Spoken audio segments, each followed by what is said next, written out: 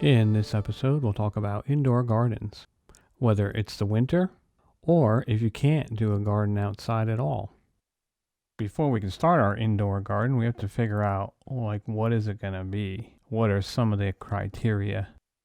For my particular garden inside, I'm going to say that I want to grow it inside the kitchen or in a normal living space. So we can't have dirty, unsightly gardening supplies in our kitchen. We also want to buy some food grade reusable items that we can use and reuse for many years. Items that are multi-purpose, that serve more than one function, and we'll get into that a little bit. Also, items that don't require a lifetime of buying refills, other than seeds, of course. So the next thing we're going to do here is let's look at some of our indoor gardening supplies. Okay, we're inside, and here are our supplies. So what do we want to grow in our indoor garden? I'm going to grow lettuce and microgreens and green beans, and maybe even some bean sprouts. So we'll see. So for the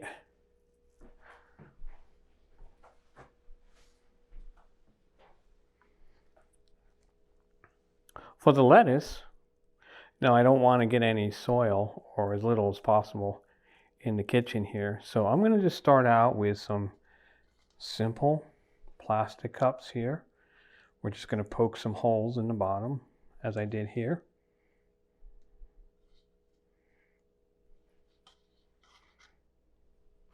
And they're going to be doubles. So you're going to have one with holes and one without. And then we're just going to place one inside the other. And the reason for that is that we can then water it.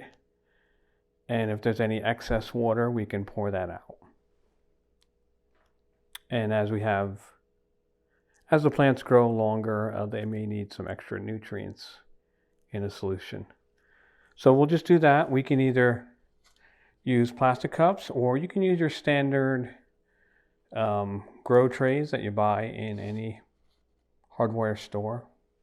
So we're going to try here a variety, about 16 different kinds of lettuce and spinach, even Swiss chard there. I'm not sure if we're going to get them all, but we'll do some of them. And I'll provide some information in the links below if you're interested in using the same pack that I have, or if you want to try something different. So lettuce is going to take anywhere from 4 weeks to 3 months to grow. Now, because it's the winter, the temptation is as soon as it gets big enough to start picking the leaves. So what we're going to try to do is let our lettuce get nice and big before we start picking it. And so while the lettuce is growing, we're going to start some microgreens. So what are microgreens?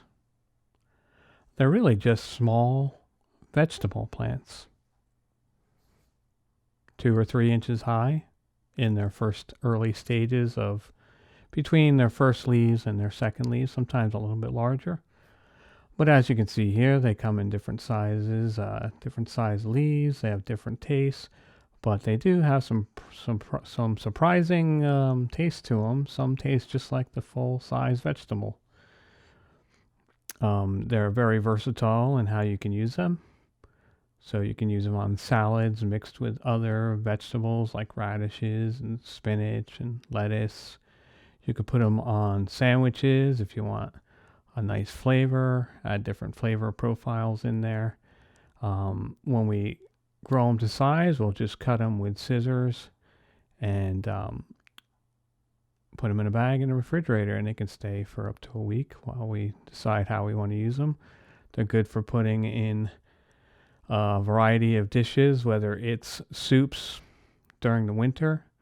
Here you can see some smaller ones that have been cut, different colors, garnishes, edible garnishes for your plates, just about in anything. And when you don't have that fresh garden taste during the winter, your garden is done, what's better than having some fresh vegetable taste right in the middle of the winter? When you have cabin fever, you get that fresh taste, and it really makes you feel better. So that's how we're going to start microgreens, and let's go see some of the ones I've gotten for my kit. And that is this over here. I've purchased 12 different kinds. And the reason is, it's my first time doing it, and first time you're doing it, you might want to get a variety pack like this as well, just to see which kind you like first, which ones you don't, before you buy them in bulk. So, just to give you a quick idea, we have a couple here, right?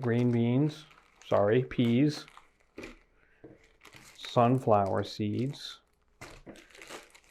chickpeas, and we have a variety of others. Those are some of the most common ones that are easier to grow. We'll try some of the big ones first, and then let's take a look at some of the trays here. So here is a tray. You can see it's not that high. Here is the insert. And you notice the insert has some plastic tabs on the bottom. That'll keep it about 1/8 of an inch or a few millimeters off of the bottom, because we're going to put water in there. And as we're doing these, I'll show you the step-by-step of how each one will work. But basically, we are going to spread the seeds out on this tray. We're going to spray them with water a couple of times a day. And then once they start sprouting, we'll water from underneath. So that's how we're going to do our microgreens in these trays. I bought 2 different kinds. One is a simple tray. The other one is a dome tray that actually has, if you notice here, it has 2 different size on the left here, 2 different sizes of holes for larger or smaller seeds. So that fits inside the tray. And then on top of that, we have a lid that goes on top.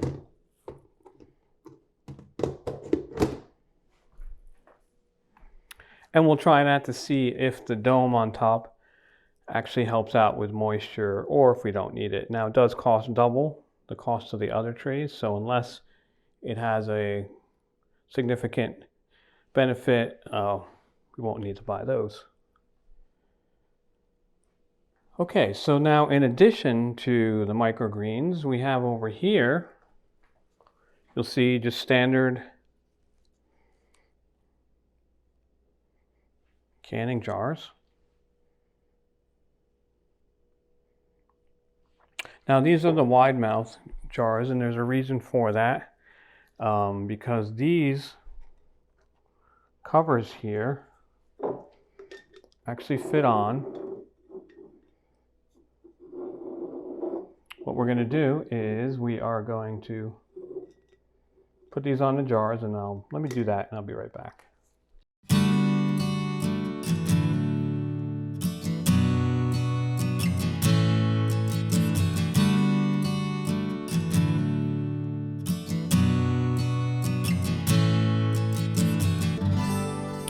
Okay, so I put the covers on 2 of the jars here, and the reason for that is when we start our microgreens, some of the seeds you want to soak in water for 8 to 12 hours, or until they start beginning to sprout, and you can do that very easily inside of the jars here. And some seeds you can just grow completely inside of the jar and then eat them as sprouts if you like that. And these covers are really handy. You see the pegs on them. What you do is about twice a day, you rinse them with water, empty out the excess water, and then you leave them sitting upside down. And that's why It's hard to find these with the regular mouth jars, and they have them for the wide mouth jars usually because then they don't tip over when you turn them upside down. So we're going to grow some of our microgreens in the jars, get them started that way, taste a few of them as sprouts, see if we like that.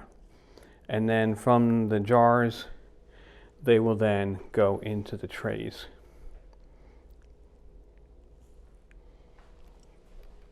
Now for our lighting, we have a couple of different options here, but this is the one that I'm going to include below. This has 3 lights on it that are flexible. You can move them up, you can move them down, closer together, further apart. I'll turn them on. Well, let me turn off some of the other lights first. Be right back.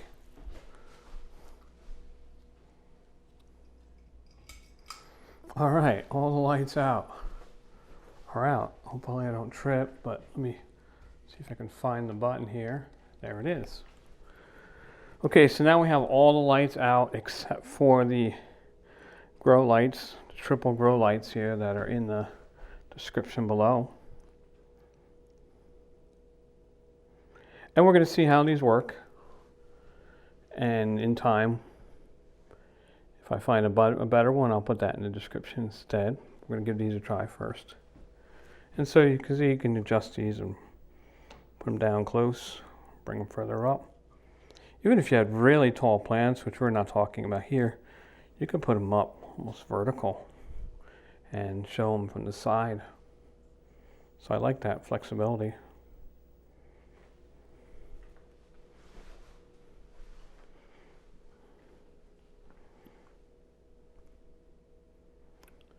Now, in addition to those plants, we're going to grow some indoor herbs. And to do that, we're going to use my existing AEROGARDEN.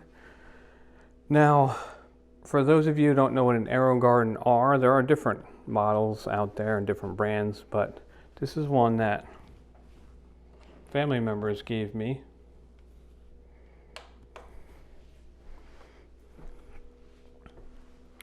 You know, and the prices can range anywhere from, I've seen cheapest is like $60 up to $500. So it depends on what your budget is, what you're looking to do with it, and how much space you have on your counter. So this is a good size one. It actually can hold 7 plants at once here.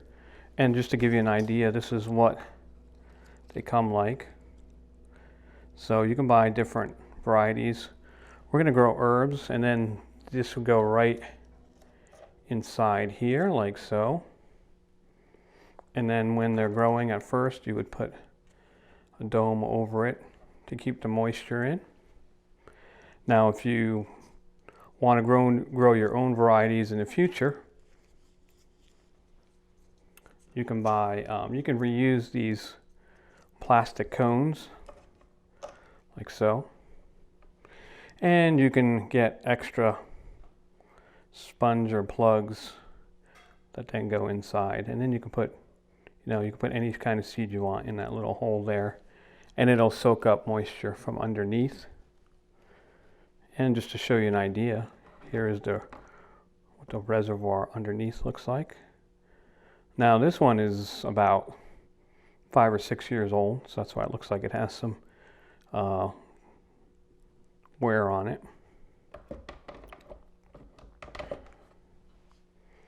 And you'll also get some nutrients that come with it that over time you will keep adding nutrients to that. Not that often.